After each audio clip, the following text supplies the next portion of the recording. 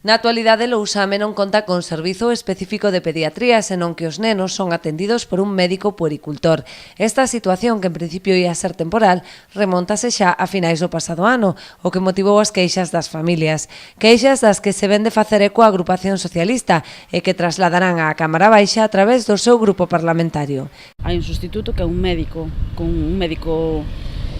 puericultor, unha médica puericultora neste caso, que non é só o noso caso que estamos en pediatras, sino que en todo Barbanza parece ser que entre xubilacións, etc., que hai varias localidades.